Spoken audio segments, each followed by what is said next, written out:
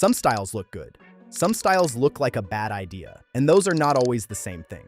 So let me frame this right before people start arguing about who beats who. This is not a ranking of the most effective style overall. It's not a beginner recommendation list, and it's not casual fan talk either.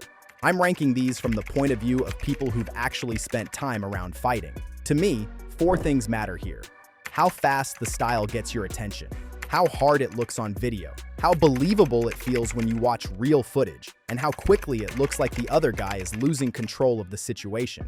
That's the lens. Not fantasy, not mythology. Not, my coach said this style is unbeatable. Just, when trained people watch it, which styles immediately read like a serious problem? Let's get into it. At 7, I've got Taekwondo. And to be more precise, I'm mostly talking about the modern sport Taekwondo footage most people actually recognize. This is not disrespect. High-level Taekwondo takes real skill, real timing, real speed. Some of those kicks barely even look possible until you've seen enough of them. The issue is not that it looks fake. The issue is that, to trained eyes, it usually looks clean before it looks nasty. And that matters in a ranking like this. When a very good Taekwondo athlete is working, what stands out first is the sharpness, the dexterity, the range management. You watch it and think, that guy is skilled. What you do not always feel right away is that heavier, uglier kind of danger you get from styles higher on this list. That sense that this could turn miserable very fast. Taekwondo can absolutely hurt people. That's not the argument. The point is that visually, especially to experienced people, it often reads as highly skilled first and dangerous second. That's why it lands at 7.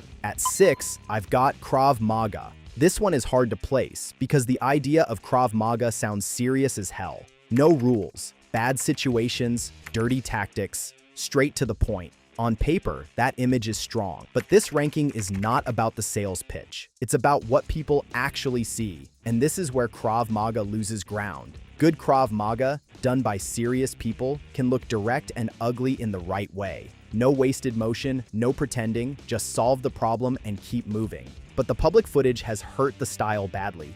Too many demos, too many compliant partners, too many attack sequences that don't look like anybody really attacks that way. Too many moments where one guy just freezes and lets the whole thing happen. And once you've spent enough time around real sparring or real competition, your eye gets less patient with that stuff. You stop listening to the explanation, and you start asking one question. Do I buy what I'm seeing or not? Too often, with Krav Maga, the answer is no. That's not me saying the whole style is nonsense. It's me saying the style has an image problem. And for trained people, that image problem shows up fast. That's why it sits at 6. If you're enjoying the breakdown so far, hit like and subscribe for more of this. At 5, I've got Brazilian Jiu-Jitsu, and this one will annoy some people, but hear me out. Anybody who has trained knows how bad BJJ feels when you're losing. Sometimes worse than it even looks. That's the strange part of it. You can have a position that does not look dramatic at all to an outsider, and the guy inside it already knows he's in trouble. His posture is gone. His hips are pinned. He's carrying weight. His breathing is getting shorter, and now he starts making bad decisions because panic is creeping in.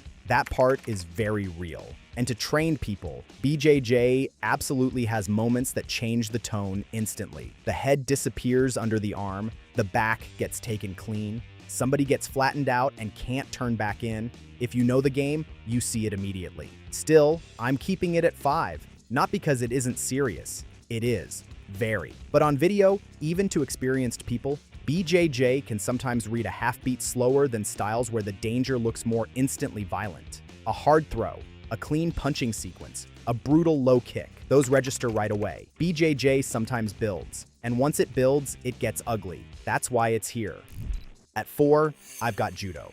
And to me, this is where the list starts feeling heavy, because trained people know exactly how little space there is between "this looks fine" and "somebody is about to hit the floor hard." Judo has that. A grip exchange does not look dramatic until you know what you're looking at. Then suddenly it does. The posture breaks, the hips turn, the feet stop lining up the right way, and now somebody is airborne. That is not theoretical danger. That is very easy to believe.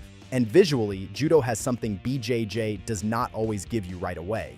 Impact. You see the loss of balance, you see the launch, you see the landing. Even when it's clean, it still looks violent. Not wild, not fake tough. just violent in a controlled way. That's why I moved Judo above BJJ here. BJJ may feel worse once the exchange settles into its world, but Judo, to trained eyes, often announces the disaster a fraction sooner, and when it happens, it looks bad immediately. So Judo gets number 4.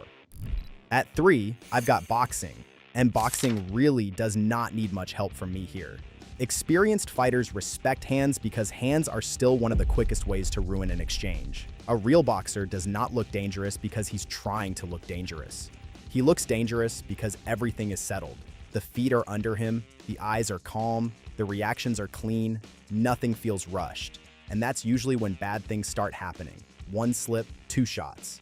And the other guy suddenly looks lost. That's why boxing always carries weight. There is no costume around it, no extra mythology, no need to explain what almost happened.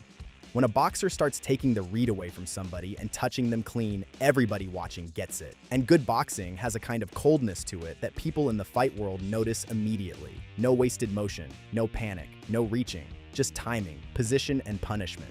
I keep it at 3 only because the top 2 feel even broader in the kinds of problems they present.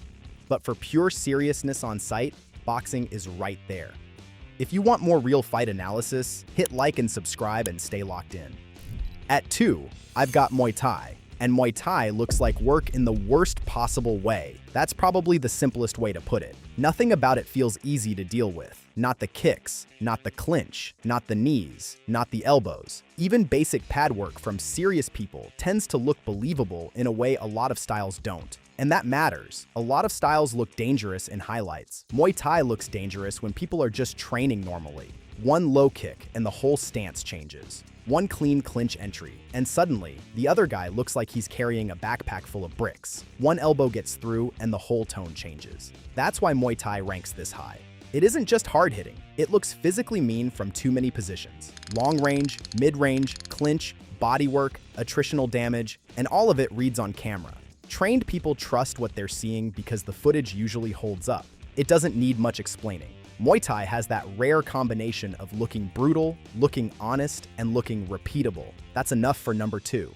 Number 1, I'm still putting MMA. And to me, this one is pretty simple. MMA looks like there is no safe phase. That's what gives it the strongest overall image. With other styles, even very serious ones, there is usually 1 lane you're mainly worried about. Hands, kicks, grips, clinch, ground. With MMA, trained people watch the whole thing differently because the threat never really narrows. You can get hit, kicked, level changed on, run to the fence, dragged down, elbowed, stuck under somebody, forced to scramble, forced to stand back up, tired. And all of that can happen in 1 sequence. That's why it reads as the full problem. Not because it's magic, not because the word MMA automatically wins the argument, just because on video it looks like the opponent has too many things to think about and not enough time to solve any of them properly. And that loss of control is a big part of this ranking. When a good MMA fighter is comfortable in that kind of chaos, trained people notice it immediately. If somebody looks calm while dealing with punches, kicks, takedowns, scrambles, bad positions, cage exchanges, and transitions, that person is hard to feel comfortable around. Simple as that. That's why MMA stays at 1. It looks complete, it looks tested, and it looks like the guy across from you has more answers than you do. That's a serious style. So that's my list from a trained fighter perspective. Taekwondo at 7, Krav Maga at 6, Brazilian Jiu-Jitsu at 5, Judo at 4, boxing at 3, Muay Thai at 2, and MMA at number 1. And yes, karate is left out on purpose, not because it can't look serious, but because that label covers styles that look completely different on footage, and they do not all give off the same feeling at all. Again, this is not a who beats who list. This is about how serious a style reads when people who know fighting watch it. What looks hard, what looks believable, and what looks like the other guy is losing control fast. Now I want to hear the real argument. Let me know which style looks the most dangerous before the damage even starts. If you enjoyed this breakdown, hit like and subscribe for more real fight analysis.